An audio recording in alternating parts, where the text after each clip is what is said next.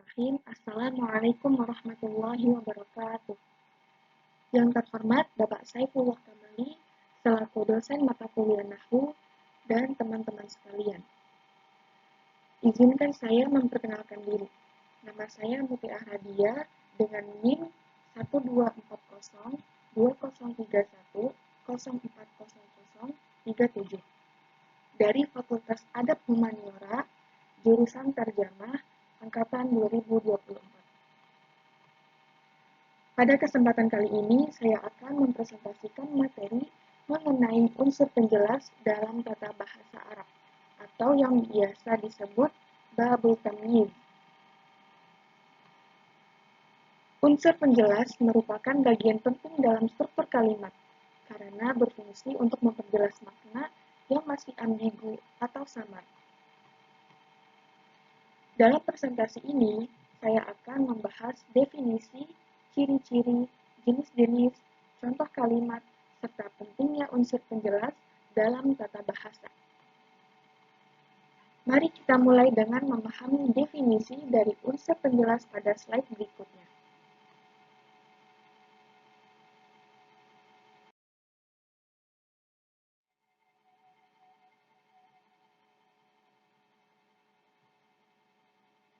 Tamyiz.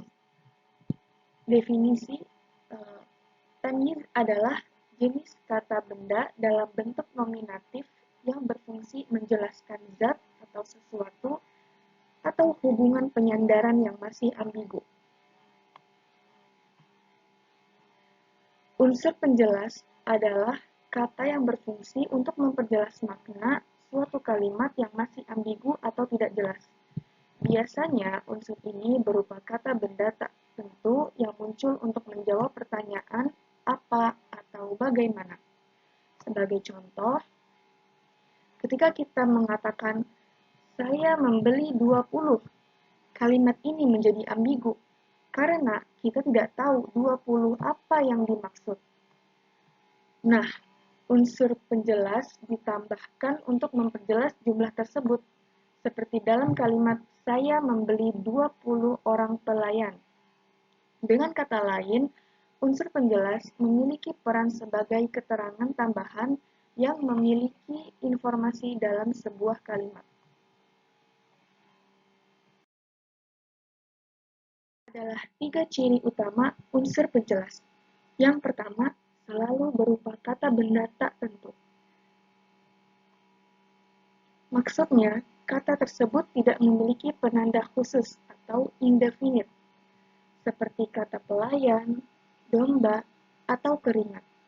Yang kedua, berfungsi sebagai keterangan tambahan. Nah, maksudnya di sini yaitu memberikan informasi lebih lanjut terhadap kata sebelumnya, baik berupa jumlah, takaran, maupun sifat tertentu.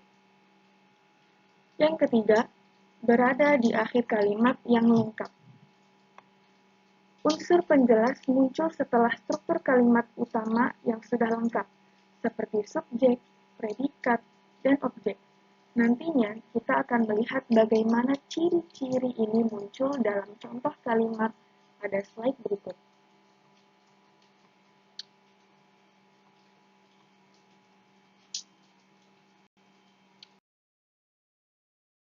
Selanjutnya, untuk memahami unsur penjelas lebih jelas, mari kita lihat beberapa contoh kalimat berikut yang mengandung unsur penjelas. Yang pertama, tasabbaba Zaidun araqan, yang artinya Zaid mengeluarkan keringat. Kata araqan berperan sebagai unsur penjelas yang memperjelas apa yang dikeluarkan oleh Zaid.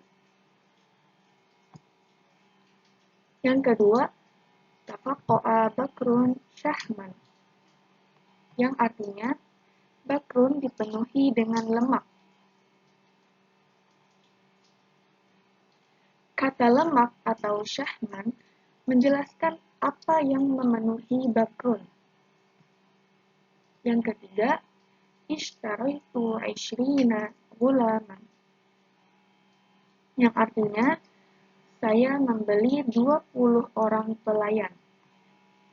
Kata pelayan atau hulaman berfungsi sebagai unsur penjelas untuk angka 20. Yang keempat, az-zahabu aghla thamanan minal fiddah, yang artinya emas lebih mahal harganya daripada perak.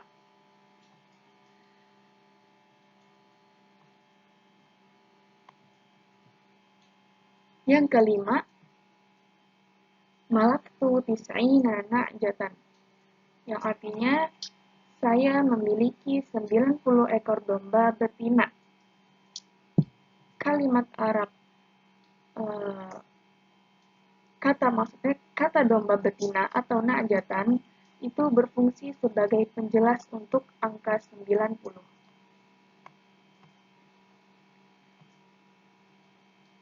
Dan yang terakhir, Zaidun akramu minka aban wa ajmalu minka wajhan, yang artinya Zaid lebih mulia dibanding kamu dari segi ayahnya dan lebih tampan dari segi wajahnya.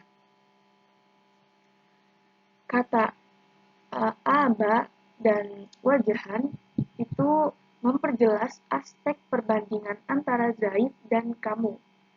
Nah, dari contoh ini kita dapat melihat bahwa unsur penjelas selalu muncul di akhir kalimat dan berfungsi untuk memperjelas makna yang sebelumnya masih sama atau ambigu.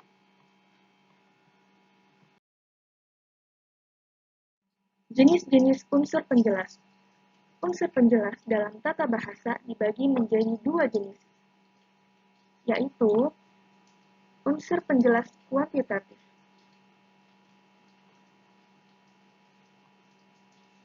Unsur penjelas kuantitatif ini berfungsi untuk menjelaskan jumlah atau takaran dari sesuatu.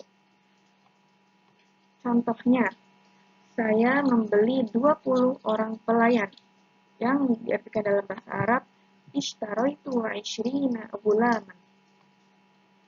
Kata pelayan atau ghulaman ini berfungsi sebagai unsur penjelas untuk angka 20. Yang kedua, unsur penjelas kualitatif.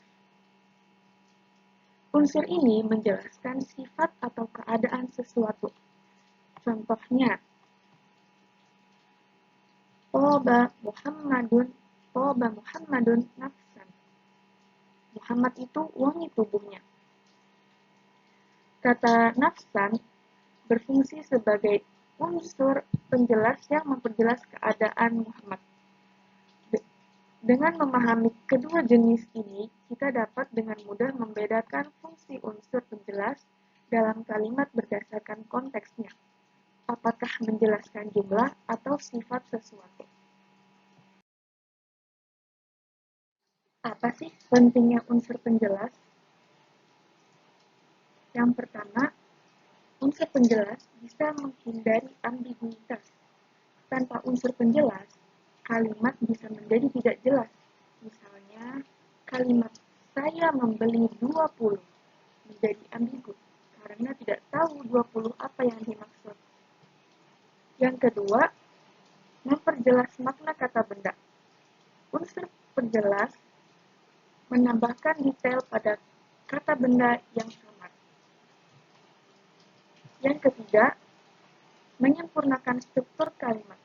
Dengan unsur penjelas, kalimat menjadi lebih rinci dan informatif. Kesimpulannya adalah, kita dapat memahami bahwa unsur penjelas berfungsi untuk memperjelas makna kalimat yang ambigu atau samar. Unsur ini selalu berupa kata benda tak tentu dan muncul di akhir kalimat. Unsur penjelas juga terbagi menjadi dua jenis. Yang pertama, unsur penjelas kuantitatif yaitu yang menjelaskan jumlah atau takaran, dan yang kedua, unsur penjelas kualitatif, yaitu menjelaskan sifat atau keadaan. Dengan memahami unsur penjelas, kita dapat membuat kalimat yang lebih jelas, informatif, dan bebas ambiguitas. Ya, terima kasih sudah menonton hingga akhir. Apabila ada salah kata, mohon dimaafkan. Akhirul kalam. Assalamualaikum warahmatullahi wabarakatuh.